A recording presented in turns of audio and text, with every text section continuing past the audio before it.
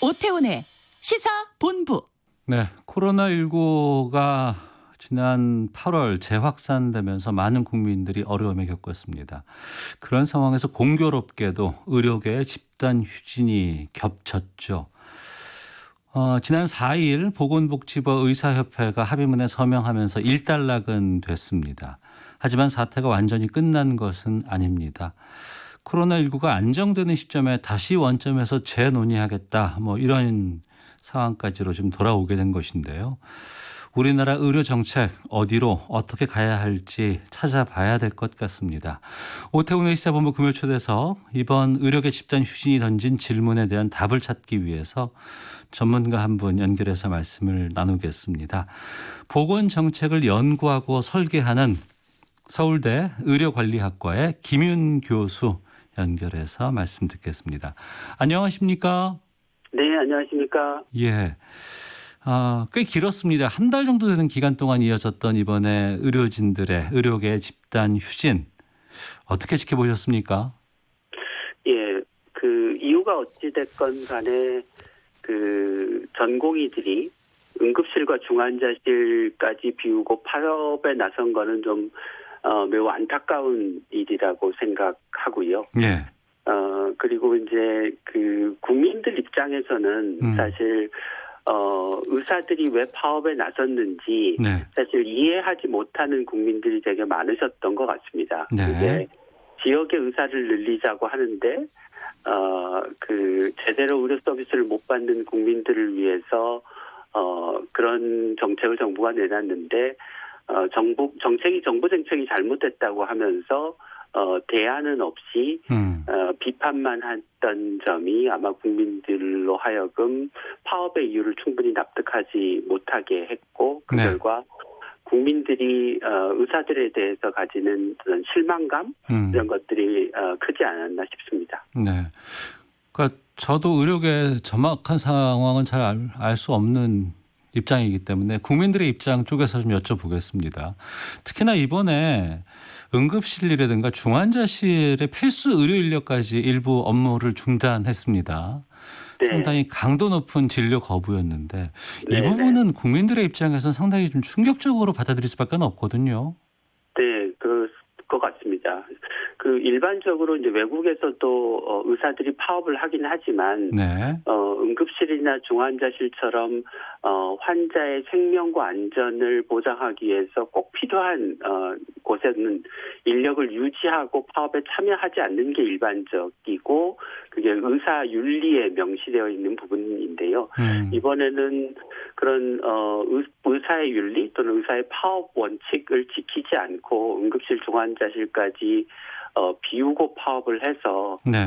저도 사실 개인적으로 굉장히 충격을 받았습니다. 그래서 근본적으로는 이렇게 이제 사회적 갈등이 굉장히 극단에 달하도록까지 하지 않도록 하는 게 이제 중요하겠지만 최소한의 안전장치로 응급실과 중환자실을 파업을 하더라도 비우지 못하도록 하는 조치나 네. 또는 국공립병원은 암 환자를 비롯한 중증 환자에 대한 진료가 유지되도록 파업을 하더라도 최소한의 파업만 하도록 하는 등의 조치 또 그리고 국공립병원을 좀 늘리는 게 오히려 이번 의사 파업을 통해서 바람직하지 않은가라는 생각을 아마 국민들이 하셨을 것 같습니다. 네.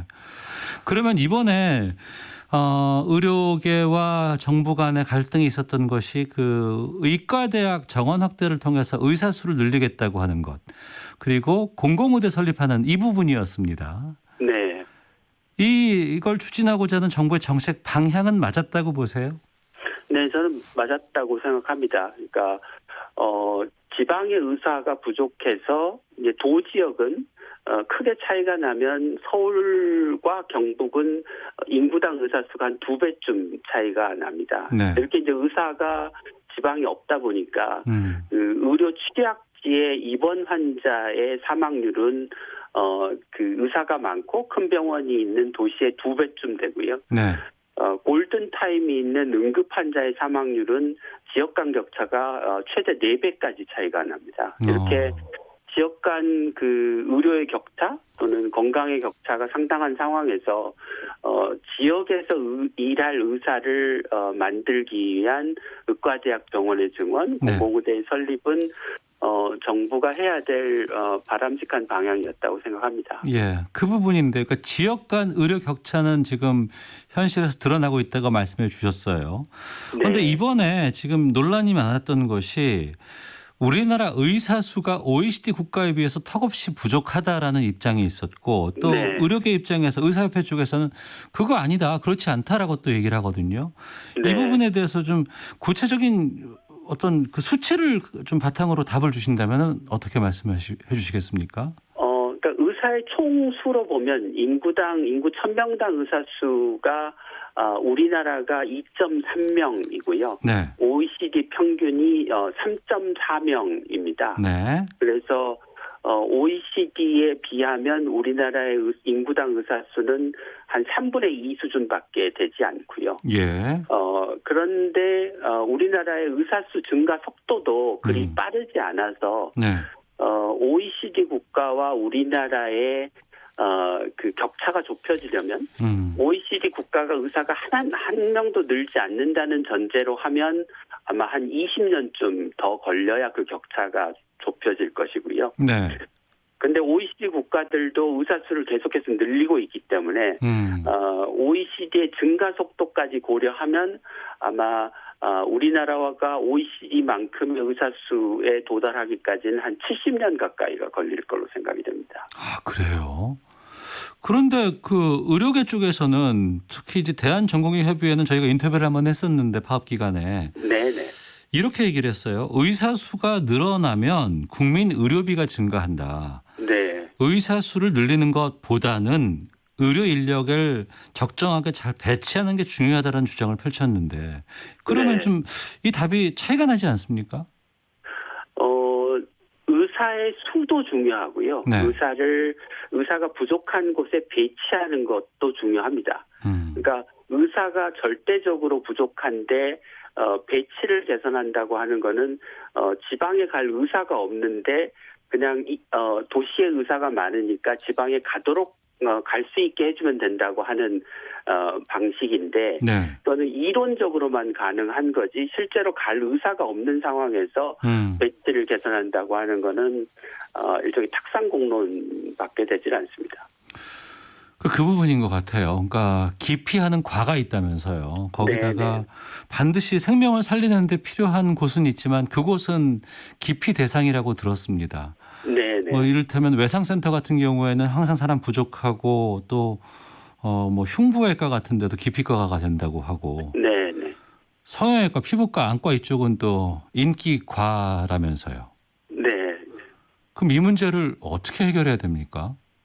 그러니까 정부가 의과대학 정원을 증원하면서 예. 그 의사가 부족한 전문 과목에 그 전공의 정원을 늘려서 그 부족한 전문 과목의 전문의를 늘리는 쪽으로 이제 정책 방향을 잡아야 되고요.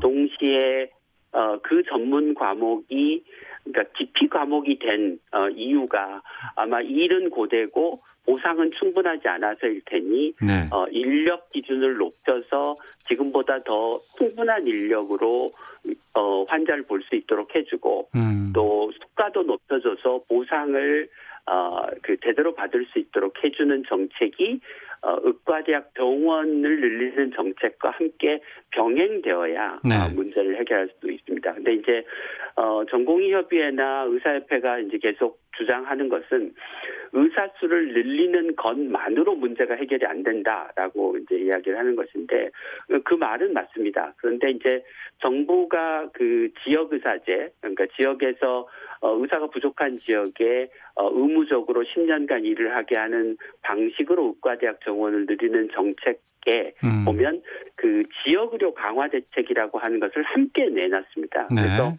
정부가 그냥 의과대학 정원만 무작정 늘리겠다고 하는 게 아니고 정원도 늘리고 지역의료를 강화하는 대책도 세우고, 네. 예를 들면 기피과 문제도 해결하고 이런 거를 같이 내놨었는데, 물론 그 정부가 내놨던 대책이 아주 구체적이거나 예를 들면 예산이나 일정까지가 구체적으로 명시되어 있어서 정부가 명확한 어떤 책임을 지는 정책, 책임성 있는 정책까지 내놓은 상태는 아니어서 네. 그 부분이 뭐 비판의 대상이라면 비판의 대상이 될 수 있겠습니다. 코로나19 때문에 우리가 의료 현실 이게 얼마나 중요하다는 것을 인식을 했습니다. 특히나 공공의료의 중요성들이 많이 부각되고 있는데 네. 이 공공의료 정책도 상당히 좀 중요해 보입니다. 우리나라 공공의료 현실은 지금 어느 정도의 상황입니까? 전체 그 병원의 전체 병원 중에서 공공병원이 차지하는 비중이 숫자를 기준으로 하면 뭐 한 5%, 병상을 기준으로 하면 뭐 한 10에서 15%쯤 됩니다. 네. 그래서 이제 대부분의 유럽 국가들이 공공병원의 비중이 뭐 적게는 한 30-40%, 많게는 한 70-80%를 차지하는 것과 비교하면 공공병원의 비중이 이제 턱없이 부족한 거죠. 네. 근데 이제 더 문제는 예. 그 국립대학병원을 제외하고 대부분의 공공병원은 뭐 이제 지방의료원이나 적십자병원 같은 병원들인데요. 예. 이 병원들이 굉장히 지어진 지 오래되고 나중에 새로 지었다고 하더라도 병원의 규모를 좀 키우지 않아서 예. 이게 중환자를 제대로 진료할 수 있는 우리가 그 기능을 갖추려면 적어도 300병상 이상의 종합병원이 돼야 되는데요.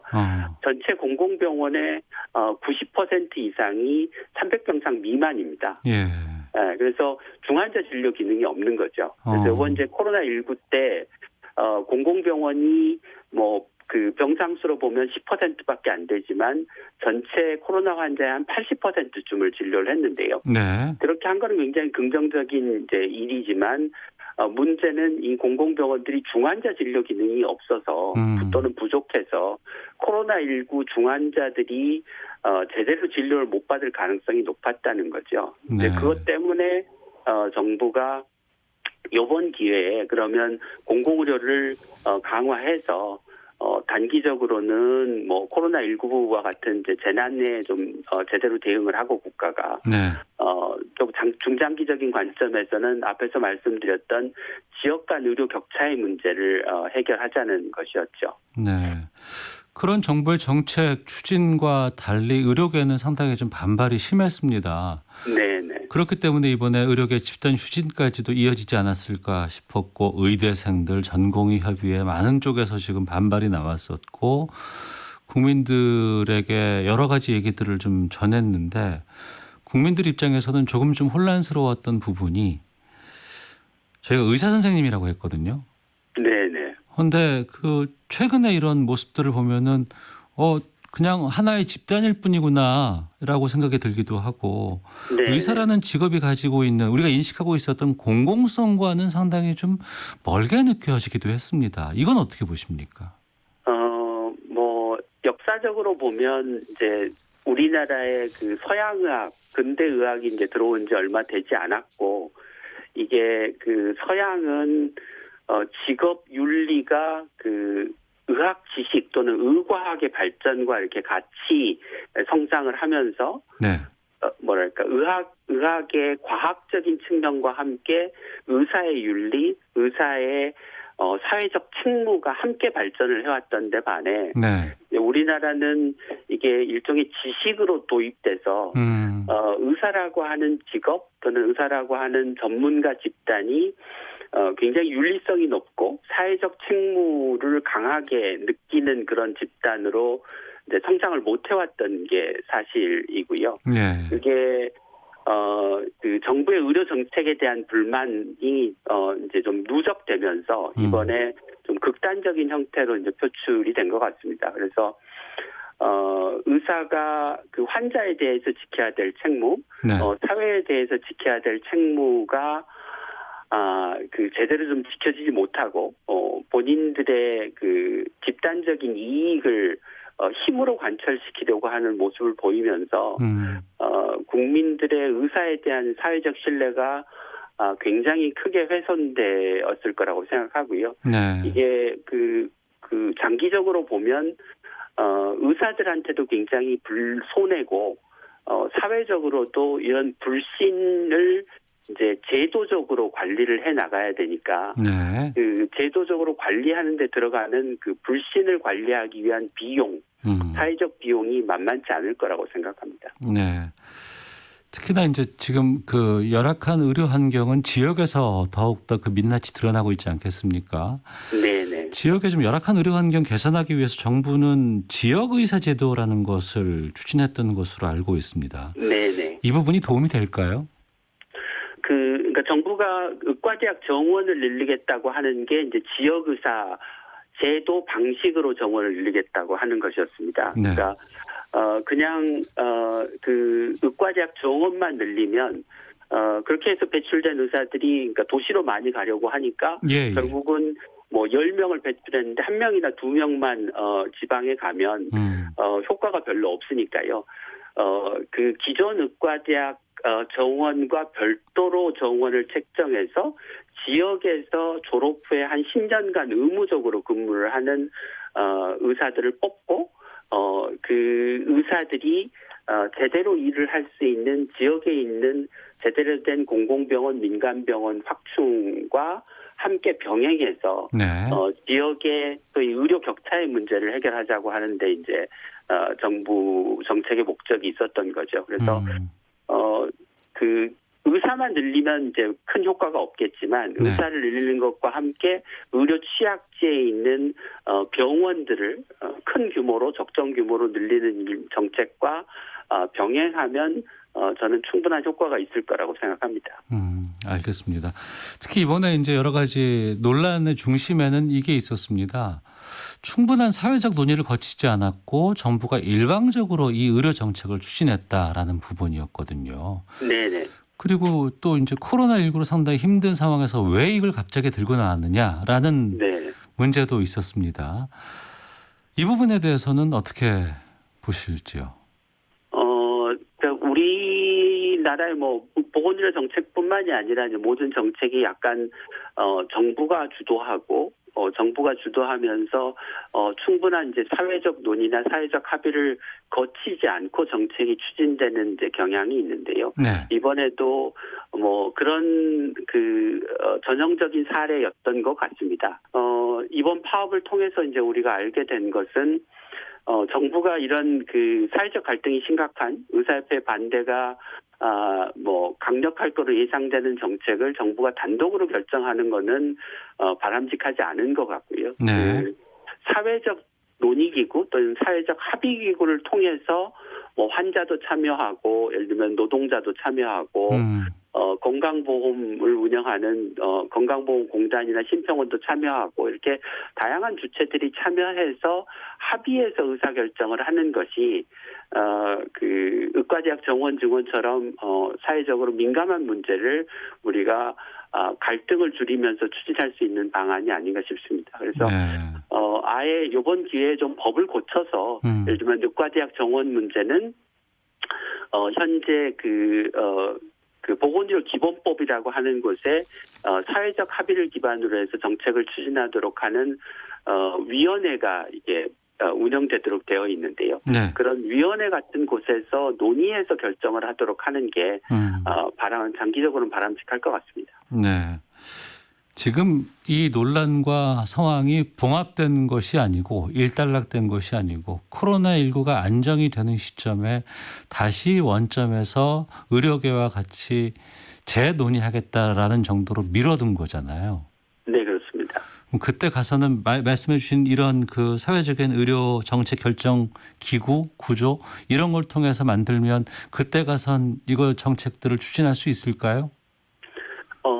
요번에 그 의사협회가 이제 소위 4대 악이라고 규정한 정책 중에 그 한방 첩약을 건강보험에서 급여하는 시범 사업을 한 정책이 있었습니다. 이제 이것도 그 의사협회가 굉장히 강력하게 반대를 해서 무효화하려고 했었지만 이 정책은 그 의사협회를 포함한 이제 다양한 이해 당사자가 참여해서 건강보험에서 뭐를 적용할지를 결정하는 소위 건강보험 정책 심의위원회라고 하는 곳에서 이 정책을 결정을 했습니다. 네. 그러니까 복지부를 압박해서 의사협회가 이 정책을 바꾸려고 해도 이미 법정 기구를 통해서 사회적 합의를 거쳐서 결정된 정책이기 때문에 네. 복지부도 바꿀 수 없다. 그리고 그 복지부가 바꿀 수 없다고 하는 것에 의사협회도 상당 부분 수긍을 했습니다. 그래서 이 정책은 그 향후에 제대로 평가를 해서 그 공식적으로 건강보험이 한방처약을 적용할지 안 할지를 이제 결정하기로 했기 때문에 네. 이런 예처럼 그 사회적 논의기구를 통해서 결정된 사항은 의사협회가 장외에서 아무리 반대를 해도 소위 번복하기 어려운 사안이기 때문에 네. 같은 방식을 취하면 의과대학 정원 증원 문제도 뭐 의사협회의 반대만으로 결정을 뒤집거나 무효하거나 그렇게 하기는 쉽지 않을 거라고 생각합니다. 네. 교수님 말씀 들으니까 속이 좀 시원한 부분도 좀 있는데 왠지 의료계에서 좀 많이 불편해하지 않을까 싶은 생각이 들기도 하네요. 평소에 네. 그러세요? 뭐 의사협회 입장에서 예. 그 본인들의 뭐 주장이나 생각과 다른 정책이 이제 집행되거나 결정되는 게 불편할 수는 있지만 그 의사가 가지는 사회적인 권위, 제도적인 어떤 여러 가지 어떤 중요한 결정 권한이라고 하는 것이 사회가 의사라고 하는 전문가 집단을 신뢰하기 때문에 의사 집단에 그런 권한을 준 것이지. 예. 의사가 뭐 그 전문 지식이 있다는 이유만으로 그런 권한을 제도적으로 누리는 게 당연한 거는 전혀 아니거든요. 네. 예, 그렇다고 하면 의사들 입장에서도 그 국민들의 불신을 사면서까지 본인들의 이해를 관철하려고 하기보다는 그 국민들의 어떤 바램 또는 다양한 이해 당사자들의 입장 네. 이런 것들을 고려해 가면서 대화와 타협을 통해서 적정한 어떤 절충 방안, 어떤 공동의 그 합의를 이끌어내는 게 의사들이 국민의 존경을 받고 신뢰를 받는 전문가 집단의 어떤 위상을 높여 나가는데 궁극적으로 도움이 되지 않을까 싶습니다. 그래서 네. 지금처럼 파업을 통해서 자기 이익을 관철하는 거는 단기적으로는 뭐 이익이고 싸움에서 이겼다고 생각할지 모르지만 장기적으로는 결코 의사들한테 도움이 되지 않는 일이라고 저는 생각하고 있습니다. 알겠습니다. 여러 노력들 끝에 아마도 국민들께 다시 신뢰와 존경받는 의사들이 좀 많아지고 또 의사들의 어떤 그런 모임체가 됐으면 좋겠다는 생각이 들고요. 오늘 벌써 준비된 시간이 다 돼서 저희가 금요초대석은 항상 청취자분들께 추천해 주시는 음악 들으면서 마치거든요. 네. 김윤 교수께서 어떤 곡 결정하셨는지 좀 설명 좀 부탁드리겠습니다. 네. 그 제가 이렇게 일하다가 힘들면 가끔 힘을 내기 위해서 듣는 신나는 음악이 있는데요. 네. 이제 호주 출신의 그 시아라고 하는 가수가 부르는 The Greatest라고 네. 하는 노래가 있습니다. 노래 가사를 보면 뭐 내가 지금은 힘들지만 나는 여전히 힘이 있고 나는 포기하지 않는다. 네. 내가 포기하지 않고 존재하는 것만으로 나는 위대하다. 뭐 이런 그 내용을 담고 있는 가사인데요. 네. 좀 신나는 곡이니까 같이 힘들 때 들어보시면 좋을 것 같습니다. 알겠습니다. 자, 시사본부 금요초대석 보건정책을 연구하고 설계하는 서울대 의료관리학과의 김윤 교수와 함께 말씀 나눴습니다. 시아의 더 그레이티스트 들으면서 인사드리겠습니다. 오늘 말씀 고맙습니다. 고맙습니다. 예, 저 시사본부도 인사드리도록 하겠습니다. 다음 주 월요일에 찾아뵙겠습니다. 안녕히 계십시오.